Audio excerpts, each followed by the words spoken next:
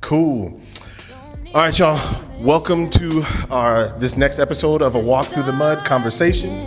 I am here with the talented, amazing, inspirational, wonderful, dope-ass Isaiah Anderson Jr.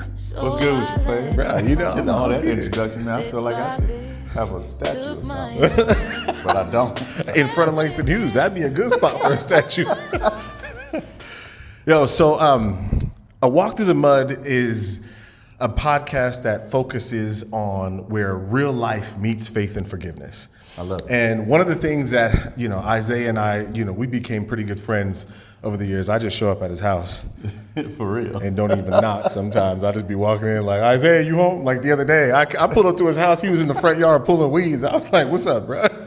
I didn't even need nothing. I just went there to talk. That's all. So it was pretty dope. But we've had conversations about a lot of things, but one of the things that we really connected about was our fathers, you know, sir. and we kind of have a similar story of growing up without our fathers. And it's cool because when we were talking about it, I was like, man, I remember the first time I met my dad. And the crazy thing about it for me was I used to cut my own hair when I was younger. And so I'm at Grand Central Station in Washington, D.C., and I'm looking for my dad in the crowd, and then I spot the back of my own head. And that was crazy to me, And so then I was like, hey, and that was my dad, and we kind of, and I was 20 years old. But you had an amazing story, man, of how the reconciliation took place with you and your father. So, man, share that with us. Okay, so let me say first, I don't know if there was ever a clear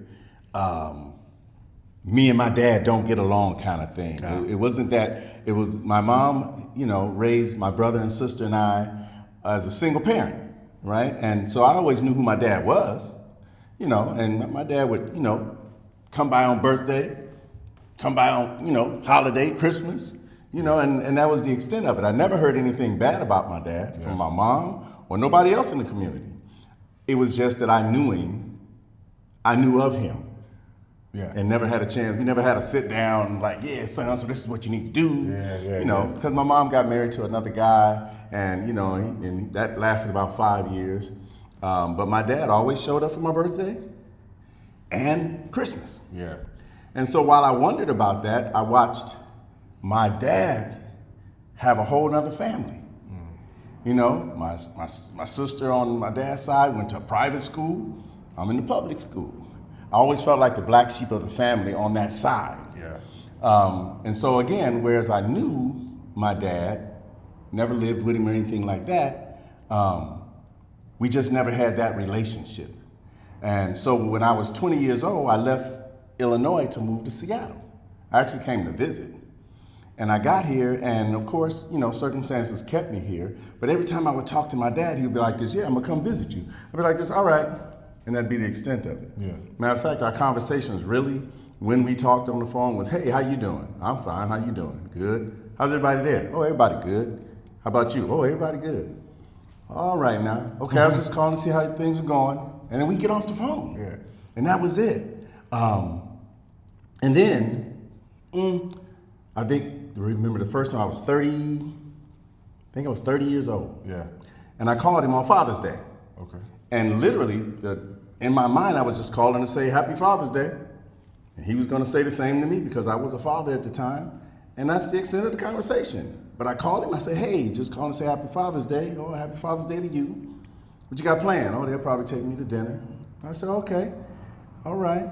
I said, well, I'm going to get off the phone. I was just calling to say Happy Father's Day and to tell you something I never told you, and that's I love you at 30. Didn't think about it. So to that point, at 30, you never told your dad. Not only had I never told my dad I loved him at 30, I had never heard a grown man tell me he loved me. Wow, that's heavy. At 30. That's heavy. And again, I was a father at the time, and so I couldn't imagine not telling my son I loved him. It was just automatic, but I had never heard it from a grown man. And so that happened. It was just kind of weird. I said, hey, just wanted to say Happy Father's Day and tell you something I never told you before, and that's I love you. And it just came out of nowhere. And I heard him go, yeah, all right, I love you too. Now, I know he had told my other siblings he loved them. Yeah. But because he had never told me, he didn't know how to tell me. Yeah. So he just said it like I said it. Yeah. And so that, we went on about that. And then shortly after, about 2 years later, my mom dies in a car accident. I called my dad to let him know, hey, my mom died, car accident. He said, all right. It was late, and so he said, I'll give you a call in the morning. Got you. And that was just a courtesy call. Yeah. Again, my mom and dad were great friends. I never heard anything bad about my dad from my mom. And so it was just a courtesy letting you know. Didn't expect anything from me, but it was super hard for me.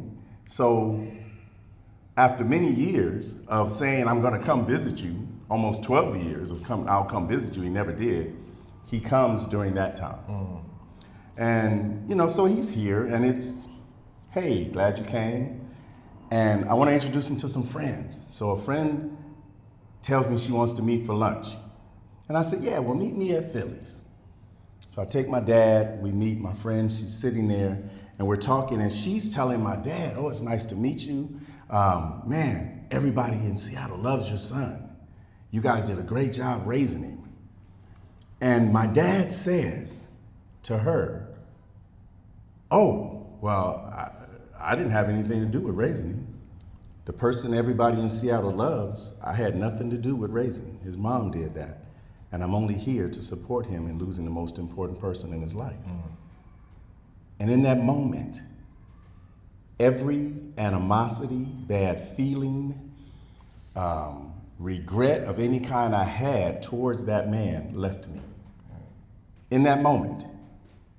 He didn't know it, but in that moment, I'm not responsible for who you know. I'm just here to support him by the person, but losing the person that meant that much to him. Yeah. Bro, it was the craziest thing. After that, we're making phone calls. After that, he's coming back to visit. After that, it's, I'm talking to him twice a week, 3 times a week. As you know now, after meeting my father, he is somebody who I talk to every morning. Yeah. And he lives in Illinois, and I live in Seattle. Every morning we talk. Every evening on my way home, we talk. And it's just automatic. Yeah. And people could say, well, y'all talk about the same stuff every day. Yes, we do. But you talk to But him. we talk every day. And it's a beautiful thing. I love that man. It was crazy how you said you cut your hair and you looked out in the crowd and you saw the back of your own head. Yeah. Getting to know my father was so much of me getting to know me. Yeah, man. As long as I had my mom, I was like, I don't need him. Man, my mom did a great job raising a man. Yeah. And then now she's gone.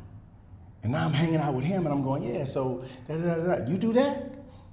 That's where I got that from? Oh, really? So, that's why I do that. Oh man, it's been such a great, great feeling. Yeah. At 62 years old, when I talk to my dad, I feel like I'm 20. Yeah. Man. I feel like I'm 20 because I still feel like we have so much more to know and to learn and to talk about, right? It's just the greatest feeling, man. Yeah, that's something for me too. That was the same. Just getting to know all the small little nuances that I have and where I get them from. Yeah. Like that was a crazy, crazy feeling. So with that being said, like what do you think was the hardest part of that? And if there's the hardest part of getting to know your dad, and if there's something that you can share with our audience to help them maybe overcome something like that. Maybe they're struggling with trying to get to know their dad or their mom or somebody that they've been, not had a great relationship with. How do you think you can kind of sum it up? Let me say this, that one, it wasn't hard for me to get to know him. It was just the unknowing. Yeah. When I opened my mind to want to get to know who this man was, I was like, oh, this is kind of easy. The hard part was finding out later why there was an absence. So my brother and sister and I have different dads, and so when my mom got married to this guy, he says to our fathers, he brings them in. He says, hey, just want to have a meeting with y'all. I know these are your kids, and I don't want to keep you from your kids, but this is my house. And you can't just pop up Let me know when you coming. Respect me in my house. And they were like, cool. So my dad showing up for birthdays and Christmases now made sense to me that he was respecting another man's house and not just popping up anytime. And bro, it's such a relief sometimes to get rid of the not knowing, right? How can not knowing be heavy? It is. And it gets lighter. The more you know, the lighter it gets. The more you learn, the lighter it gets. And so, like, there's nothing now, bro, me and this man don't talk about. Yeah. You know, I'm Isaiah Anderson Jr. My mom did that. She named me after him. Yeah. When I had my son, because I didn't feel good about my relationship with my dad, I didn't name my son after me. That's when we connected over also. I did the same thing. I didn't name him after me. Now I'm going, listen, Marcus, I know you're 43, but don't you want to be Isaiah? Change your name. Don't you want to be an Isaiah? Yeah, all right, then don't worry about it. Don't worry about it. There's two of us. We'll carry it on. We'll be good. You know, so yeah, man, it for those of you who are in any kind of a struggle with getting to know or wanting to know it gets lighter. The more you learn, the lighter it gets. Yeah. That's fire, bro. Right on. I appreciate you, man. Thanks for coming on. Bro, that was dope. I appreciate you, man. Love you looking suited and booted right now. You know what I mean? I'm about to getting go to ready a to little rob a fish bank. fry. No. Okay, no, I'm going to. I want them to remember me. No, I appreciate it, man. All right. Y'all, thanks for joining us on this episode. We appreciate you guys. Follow us for more content. Hey, Peter Pan is coming out. Peter Pan, Ready to Yes. Rise at the McCall Hall, August 28th through the 30th. Y'all better get your tickets, man. This is going to be something crazy. Yes. All right, y'all. Thanks again. Peace.